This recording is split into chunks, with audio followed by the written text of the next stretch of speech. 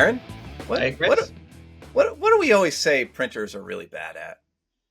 We say printers are really bad at marketing. Oh, yeah, that is what we always say. We do. Well, it's a good thing we have somebody today that might be talking a little bit about that. I love to hear it because some printers, not all printers, and certainly not the ones watching this currently, are really bad at marketing in a pronounced way that I've always found kind of ironic because they're producing amazing things all day, every day for their clients. But I think there's some kind of like, you go to a barber and that barber's hair is all spiky and weird sometimes. I think there's a little bit of that going on in our world, Chris. Yep, I agree. And luckily, both of our hair is perfectly coiffed Yeah, today. for And the so, four follicles I have left. Yep, uh, they're all sitting in the right spot. and so is our guest. And our guest happens to be from what city? I'm in Phoenix, Arizona. Excellent. Look Hey, at go that. Suns. I Look like at it. Go that. Suns. So as you may or may not know, our guest is David Murphy from Invent Marketing. Welcome, David, to the Unvarnished podcast. Thanks, Chris and Darren. Really great to be with you guys today. Excellent. All right, Darren, I know you're chomping at the bit to get some questions in here, so you start it off. Well, David is an interesting sort of Venn diagram of our audience because he knows the print world extremely well, which he's about to tell you, and he's also has fresh perspective, I think, on the print world in his current role. So let's let David introduce himself, but maybe starting, David, with your background in the print and graphics world. Sure. So once again, guys, thanks for the opportunity to be with you. So I've been in the graphics and document space for a little over 30 years. For 18 years, I was with Riso, which is a North America based inkjet cut sheet printer. So I was VP of marketing for them for several years. And then for the 10 years that ran from 2010 to 2020, I was a marketing director in the graphic solutions business for HP. So I was on the America side, I was the marketing director for the graphic solutions business. And then globally for 6 years, I was a marketing director for the PageWide industrial division. So, after 28 years or so in that space, I had the opportunity around COVID to leave and to start a marketing agency. So around COVID, I started this business where I wanted to help small and medium-sized businesses drive demand, because all sorts of businesses need new customers. That's obvious, but there's so many things that are happening in marketing, whether it's AI or automation, that are causing people to discover, search, and find solutions differently. And then from a producer's perspective, everyone wants more customers, but they're also competing with, a sea of close competitors, and they have a hard time differentiating. So I wanted to take what I had learned and the skills that I had developed and help businesses, but I really wanted to help printers. So about half of my client base is in the graphic space, whether it's printing, packaging, books, direct mail, or otherwise. I help a lot of different providers develop their strategy, execute marketing plans, but most importantly, the ultimate goal is to get new high-value customers.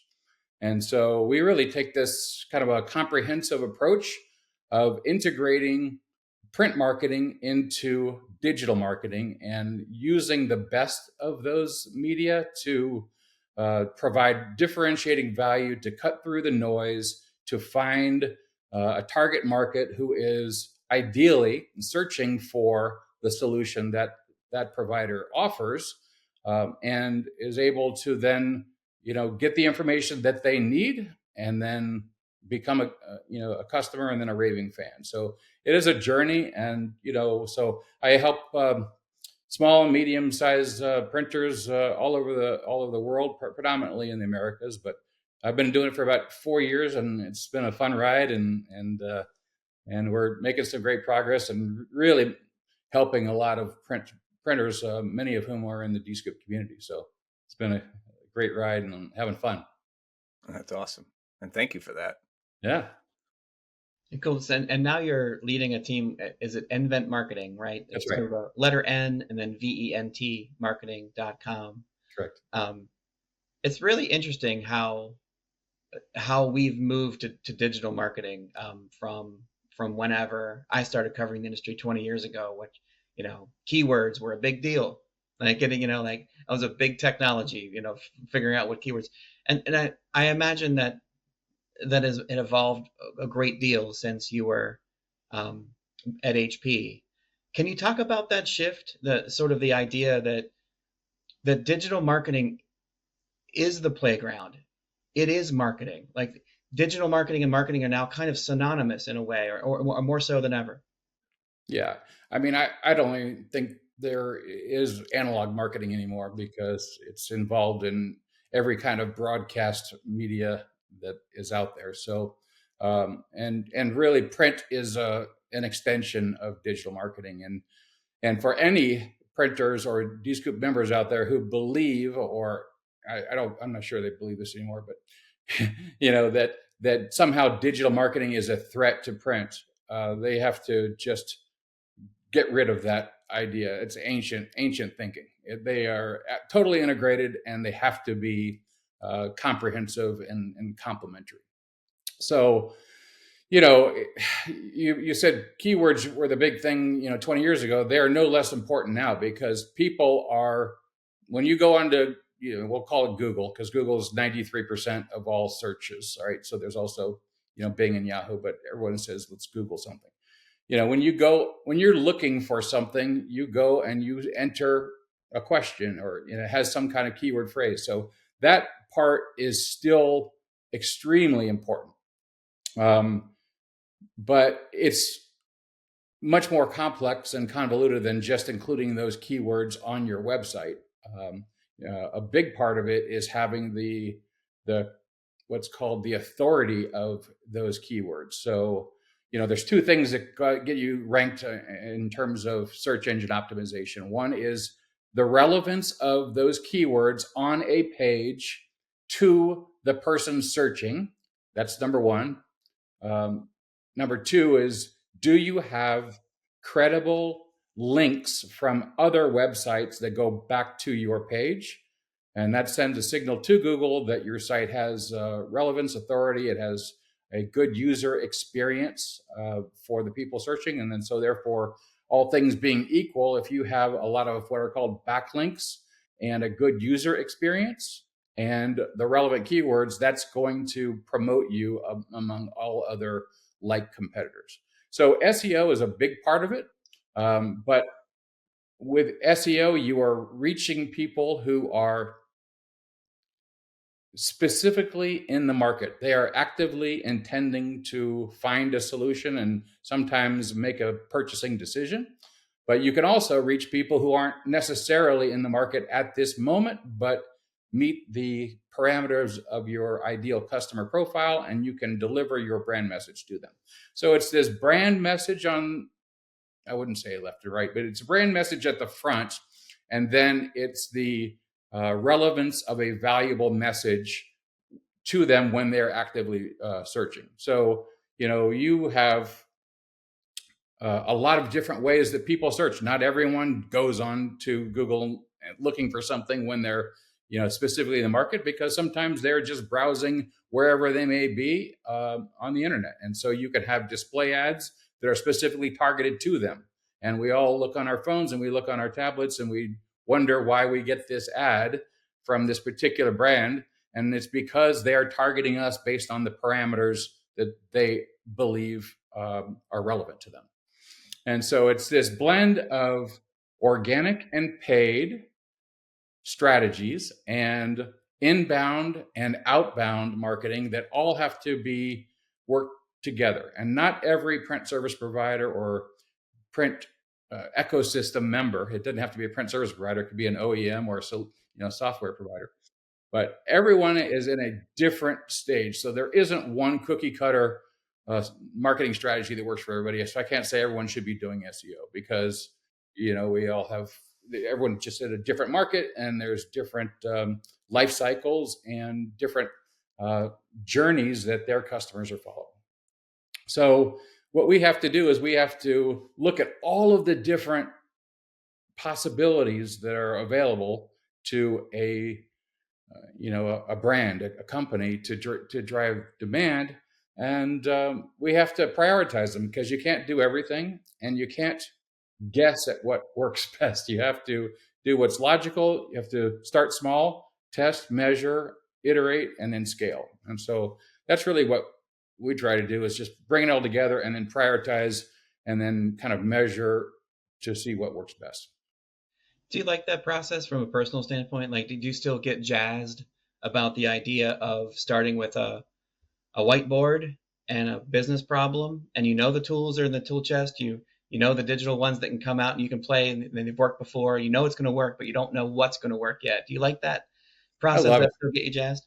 I love it. And what I really caution our clients around is not to jump to one particular tactic. So sometimes I'll have someone might see this video and they'll say, "Hey, Dave, I saw you, on Unvarnished. I'd like to start SEO." Like, okay, well, before we do that, let's find out what your priorities are, what your goals are, and what your challenges are. So, who are your current customers and who are your ideal customers? They're not necessarily the same. If you want to grow, why and how. And then so I try to take a step back because there are so many different things we could do, and we don't necessarily have to take the first thing that we believe is the right answer. So it is a fascinating and intriguing dilemma when we say, I want to grow my business. What are the different ways that I could do that? And then a lot of times it just starts with a lot of questions, and then kind of narrowing it down to what is what's going to have the highest ROI within a time frame. And the time frame is a real critical point, because I always ask my clients, do they have more of a sense of urgency or more of a sense of patience about this particular priority? Because if they say, I need to get leads, I need to get customers this quarter, and if I don't, then I'm not going to do it, then we have a particular strategy we could pursue for that. But if they say, hey, long term, I'm going to be in this business for decades, but I want to dominate this sector or this this niche, and I don't have to do it now, but I want to have low acquisition costs over time. I want to build my brand, and then I want to have my ideal customers come to me. And that's a different strategy. So we have to balance urgency versus patience of that. Okay. All right. Okay. All right. How many of those people fall in that second camp? Okay, most are urgent, right? Most say right now.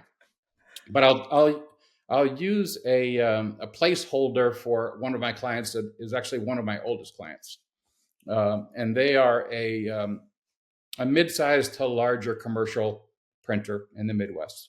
And we had this discussion when we started almost 4 years ago, and they said, we are patient. We know that we are in a commoditized space. If you Google this particular keyword, we are not found, and the giants out there, the big guys, are found, that national brands, and we are not a national brand, and we know it's going to be really hard to compete against them. But we want to be in consideration, and we want a piece of the demand over time.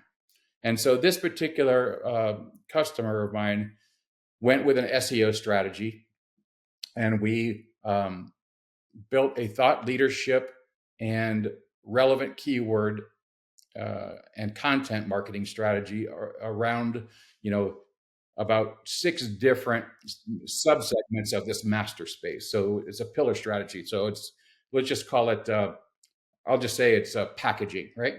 So packaging, where you'd have, narrow web labels, you'd have folding carton, you'd have, corrugated. And then inside of those, you've got other sub applications of those. And so we want to build demand for each of those subsegments over time from influencers, because that is, they're a business to business, and they're selling to national brands.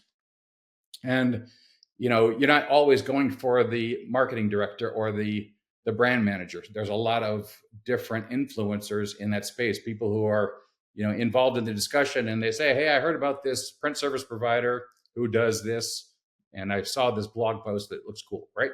So we have to develop this strategy. So over time, over the last 3.5 years, we have gotten them ranked on page one for keywords that have significant and relevant volume. So these are keywords that brands are searching for, and now they are in the mix. And now they have a pipeline consistently in the tens of millions of dollars, and true acquisition of new customers in the millions of dollars a year, based solely or primarily on organic marketing. And so they're the poster child because they were patient in the beginning, but most others are not so patient. But if you can wait it out, and I want to talk about the acquisition cost of organic customers versus paid, because it's a big deal in terms of whether you need leads right now and you're willing to pay for it. And so therefore we have to, probably use a pay-per-click or some kind of digital display ad campaign. It could be LinkedIn, it could be Meta, it could be Google, it could be a variety of different media, but you have to pay for that.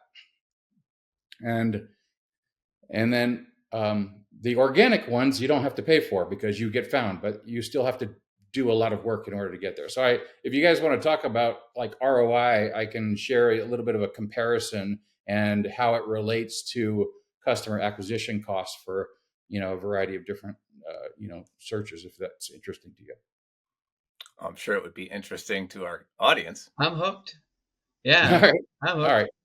And because I think it's interesting that the person that would find that company that you had helped, not only is the search, not only are people clicking on and finding their homepage, their space, or a landing page that you've created based on those keywords, but they're probably, because of your content strategy, and the content is, I think, an underrepresented and undersold thing, is that they're also, I'm sure, getting the psychological moment where like, this company knows what they're doing. That this isn't just blatant advertising, that I'm actually finding that they're a thought leader because of all of the stuff that you've now built around that SEO strategy. So it's not just the keyword, it's the thinking and the caring and the success stories and all the other stuff that's wrapped around there. I'm hoping you're about to say that organic strategy pays off, but I don't know. So I'm actually fascinated by the question. Okay. So let's take a couple of scenarios. I made a couple of notes here before the call. So in the United States, at any given month, there are 18,000 searches for the term print shops. There are 14,000 searches for printers near me. There are 2,100 searches for commercial printers. And then you get down to the local level, because we can't all compete on a national basis. There's, small businesses in smaller and mid-sized towns. So, I took Phoenix printers. Every month, there are 250 searches a month for that. Now, we're going to talk about how we can compete in those words or those keywords, short-term and long-term. So if we want to compete short-term, you could buy a sponsored ad with Google paid search for, it's $2 an hour, $2 per click if you want to buy the word print shop. Okay, so $2. All right. There are, in one particular area, it's 1,000 searches a month for that. So in your city, if there are 1,000 searches a month for print shops and you're paying $2 a click, that's how much? $2,000 you're going to spend. Lots of money. Now, how many of those clicks are you going to actually get to your website? Maybe you'll get, out of 1,000, you might get 3% that will come to your website and will take action. They'll fill out a form, they'll call you, or otherwise engage. So now you got 3% of 1,000, right? So now you got 30 leads. Sorry if I'm going down this path, but this is kind of important. So you get 30 leads, and it's cost you, $1,000 or $2,000, right? So it's your cost now is $67 a lead, and you might close 1 out of 3 of those. So it's actually going to cost you $200 per customer. So not bad. If you're selling $50 business cards, that's a bad deal. If you're selling a $5,000 book project, it's a good deal. Now, suppose you had an SEO strategy and you're going to get a portion of those who will come to your website, but you didn't have to pay Google or LinkedIn or Mark Zuckerberg. And so if you're going to do, let's say, $1,000 a month to develop and execute an SEO strategy, and let's suppose you're going to get out of that 1,000 searches, you're only going to get 25 clicks to your website. So now you're going to get 25 clicks or visits, and then they're going to fill out a form. So it's going to cost you $40. So you're going to have, you're going to have, wait a second, $1,000 divided by 25 is $40 per lead, and then you're going to get half of those because what you just said, Darren, they trust you because you didn't pay for the ad.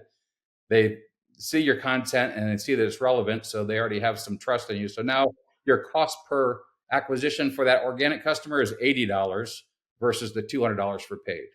So organic is the second least expensive way to acquire a customer. The first one is just to have a current customer tell a new customer that they should buy from you, and that's the cheapest form of advertising. The second cheapest is SEO over the long term.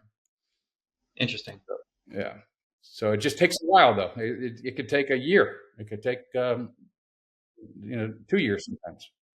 There's lots of conversations going on right now around the United States and around the world where sales managers are talking to their sales teams about how they should be doing a better job selling.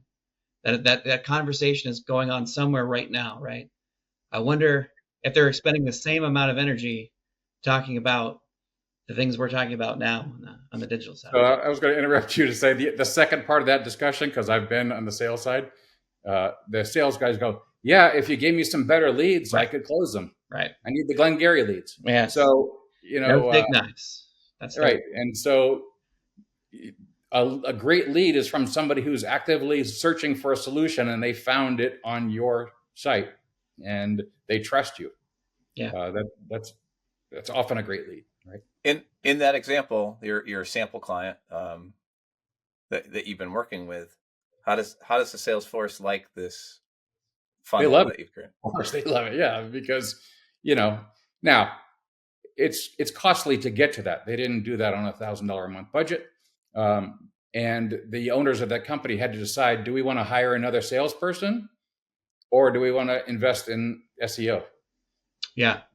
And so there is some risk and there's a trade-off, but at this point they're getting a steady flow of relevant, high-quality leads that are converting to customers. I assume this is even more important for e-commerce based companies that don't really rely on the brick and mortar handshake golf outing at all. Right. Yeah. Yeah, and those. You have to really work on the user experience of the website, because there's a lot. Most people bounce off of a website after the first page, right? So once you have gotten something, if you're in an e-commerce strategy and they come to the landing page, you have to have a really great user experience and a user interface for them to convert to a customer and execute. Right? David, what's it like to launch a business during the peak of the pandemic? It was so long ago. Actually, I don't even remember COVID. Yeah. We're just talking to my son about that. We're like, it was like 4 or 5 years ago where you were let out of school and told that you'll be back on Monday. And it's like, it's amazing that it's been that while. Yeah. Yeah. But, it was kind of natural at the time, because everyone was thinking about how we find customers digitally, because we don't have, storefront, we don't have, physical storefronts at that time. So, and the volume of searches went up exponentially. So it it was at the top of people's minds back then, but it wasn't a peak. That was just the beginning of the next growth phase of digital. So, I don't know where you guys want to go next, but I really want to talk about the integration of print with digital. Let's do it. Yeah. Let's do it. So, the obvious strategy when you think of demand generation and print and digital is, email plus print. And there is it is such a natural strategy, right? But first of all, it has to be part of a bigger strategy. You have to have something of value. And if you can tie it to an event or a program or an offer that is relevant to the target audience you want, you can build something that is strategic and is an engine that continues to rev, month over month. And so what we do with this strategy is we'll take an event. Maybe it could be a webinar, it could be a video, it could be some kind of lead magnet, that could be an ebook or something. But we want to offer something of value or invite them to come to an event that has value. So with that, we would take a targeted audience that logically meets our ideal customer profile, and then we would get their permission to send an email, because a lot's changing in email marketing right now with Google and Yahoo, who are raising their threshold of spam restriction, if you will. So it's going to be you think it's hard to email market now, it's going to be harder in the next quarter. So it's really important to have user permission to send an electronic communication directly to their inbox. But to complement that with print makes a significant and meaningful impact. So what we would do is we create a landing page, we create this magnet that has something of value and relevance to that audience member, and then we would send a very specifically and tightly coordinated email campaign that is in sync with a print mail campaign. So if you were to send them 3 to 5 email messages before, during, and after the time that they would receive 2 postcards from you, now they've been touched 5 to 6 times over a limited time frame with something of value in the offer. It has a really huge impact on the uplift of that campaign. And so it's been time and time again proven that email plus printed mail far outweighs either one separately, and so you can get it in the high single digit rates of response, and a very low customer acquisition cost by creating this master campaign that uses print and digital combined. Because we all know the value of print, that it's tactile, it's personal, it's interruptive, it's hard to get rid of, and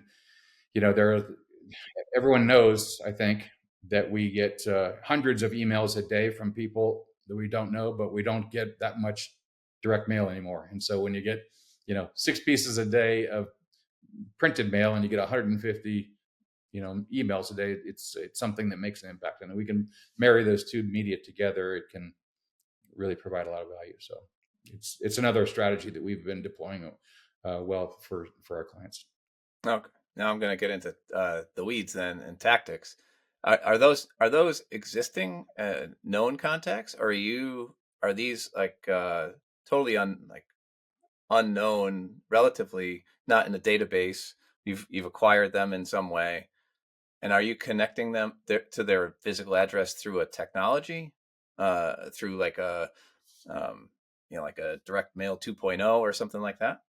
So I'm gonna talk about, there's white hat and black hat marketing, and I'm just going to talk about white hat marketing, the things you should do that are ethical, legal, and moral. So white hat marketing means you only send an email to someone who has expressly given you permission to email them.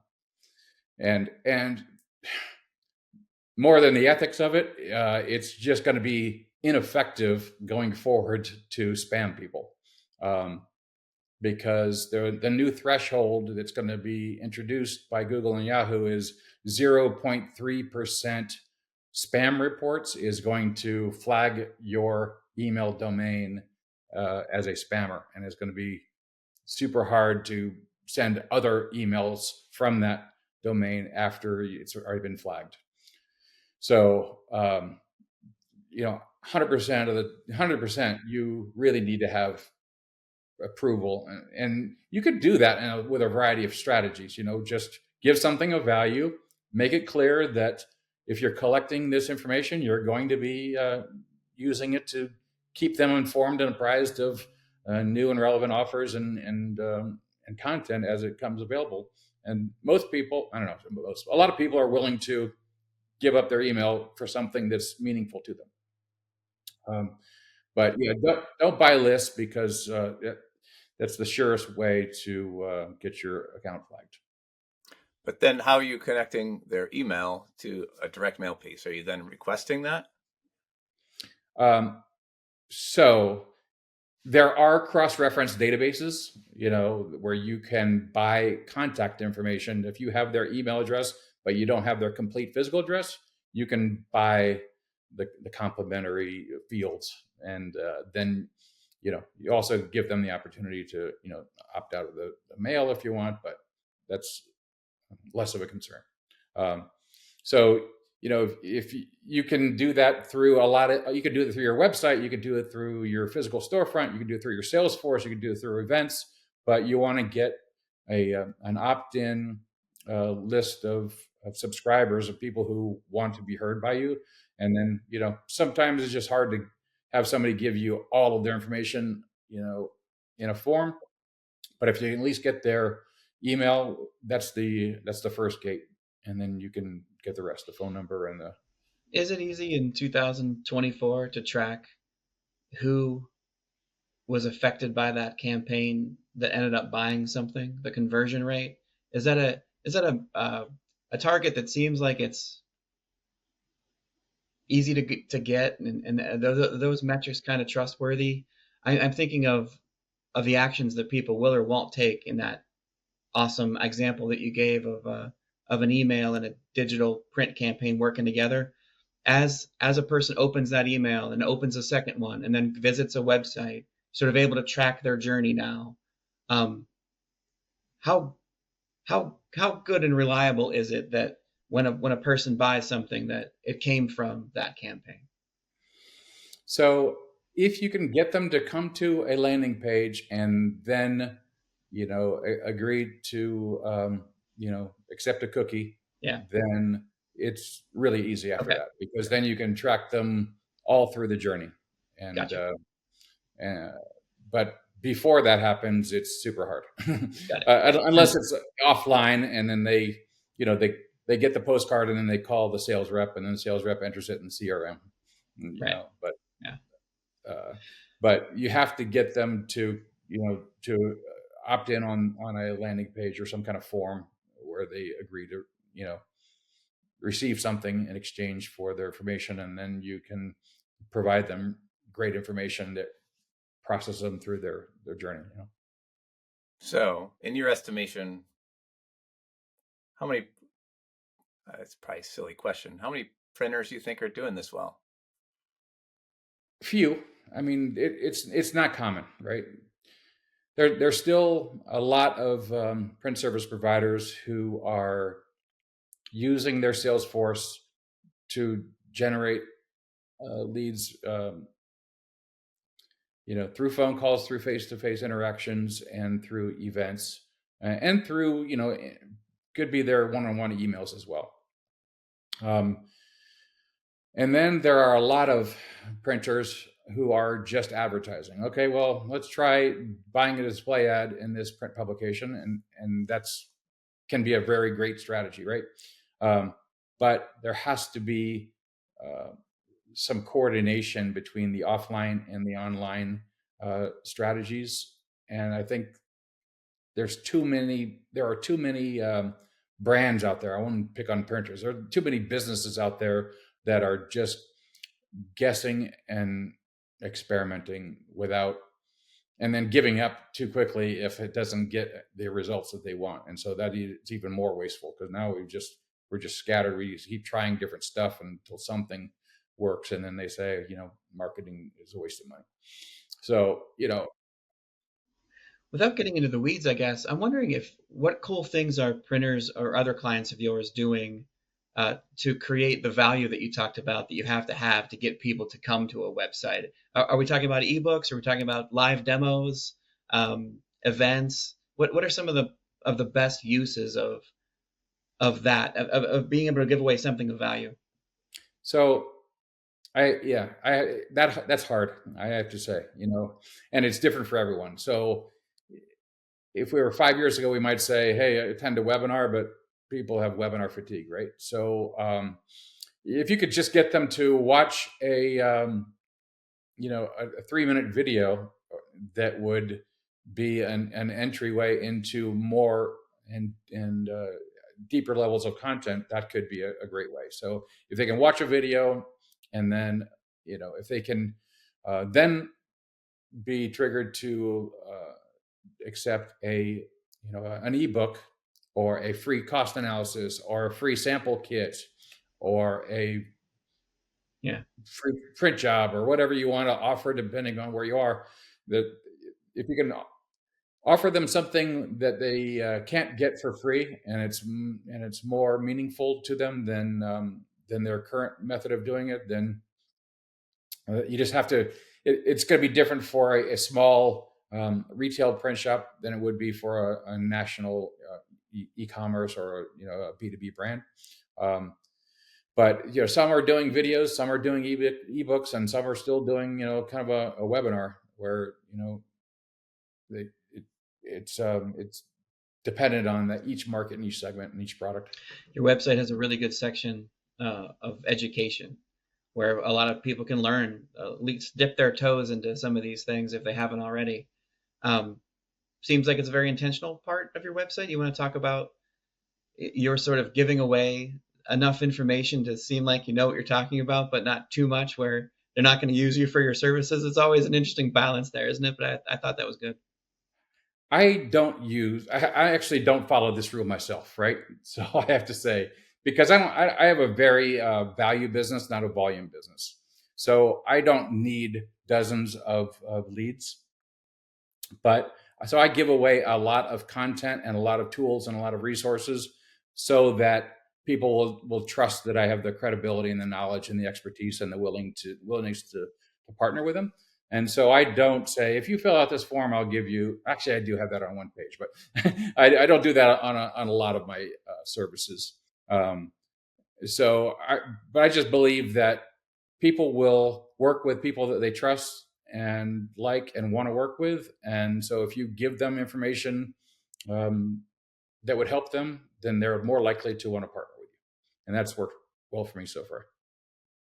All right. Top 3 things for that DIY person who's listening to this, but like, I'm not sure I'm ready. What are the top 3 things that they can think about or start for 2024 when it comes to SEO and doing things right online?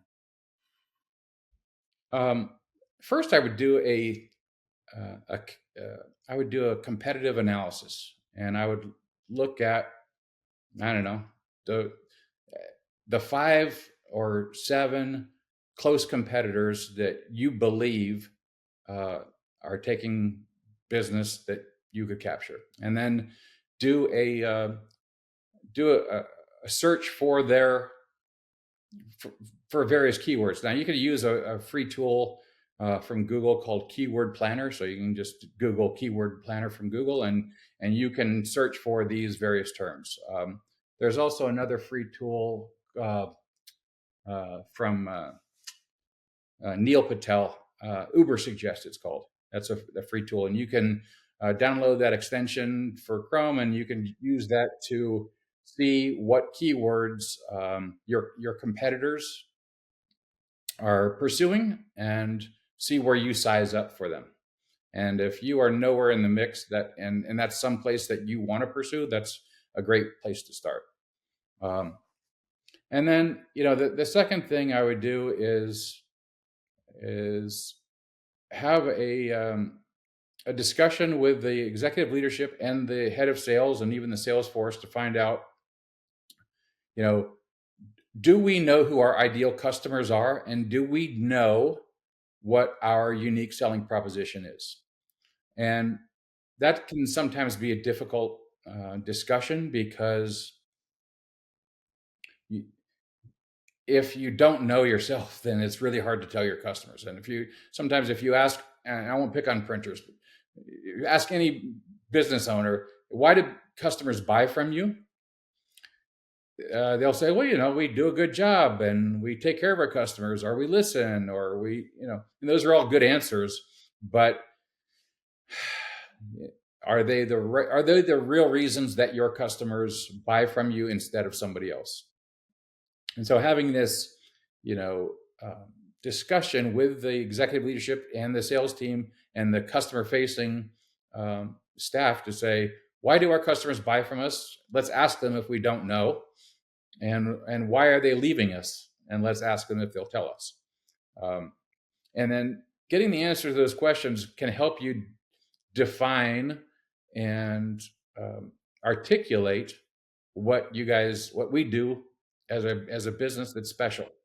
And then we can incorporate that throughout all of the different messaging media that we have. It sounds simple, but it sometimes eludes the smartest and most successful business people. Is like, okay, how are we articulating it? And then, the third one is be willing to develop a consistent marketing strategy with the discipline to follow a budget and a plan. So if we want to grow, I don't know, let's say $1 million in net revenue in a particular space for our business next year, how much are we willing to invest to get that? Is it 8%? Would you invest $80,000 to get $1 million in revenue? I don't know. Whatever it is. Yeah. And then clarity, yeah. And then get the clarity around what you're willing to invest, and make sure that you create a plan that is meaningful, logical, and coherent, and then be patient to follow it through while you are learning and iterating along the way.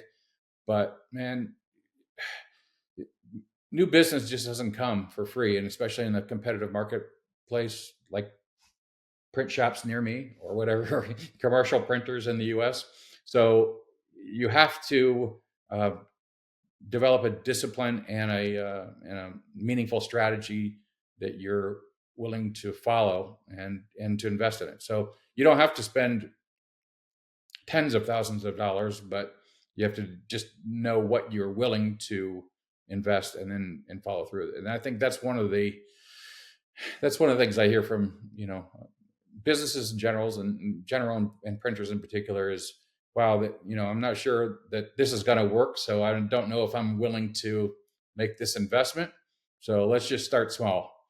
Okay, that sometimes works, but if you start too small, then it's really hard to reach strangers out there that you've never heard of and they've never heard of you.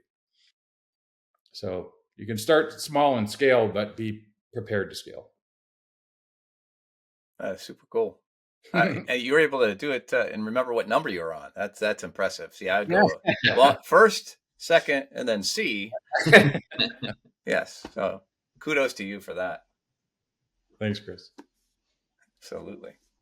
Darren, you got any more questions? I'm good. I really enjoyed this conversation. This is you too, this is right. Well, we're selfish about this, Chris. This is right up our alley. So. Oh yeah, totally. Yeah, we're making a lot of these mistakes ourselves. So. Hey. Okay. We all do. Okay. No, just appreciate your time to spend with us, David, It's been and the fun. expertise that you've shared. It's been fun, and I hope you felt the same. Yeah, 100%. David, thank you so much. And remind us the website again. Inventmarketing.com, NVENT marketing.com. That's right. Well done. Leave the I off for savings. No, something. Yeah. There's Yeah. no I in Awesome. Thank you, David. Really appreciate it. Thanks, guys. Take Thank care.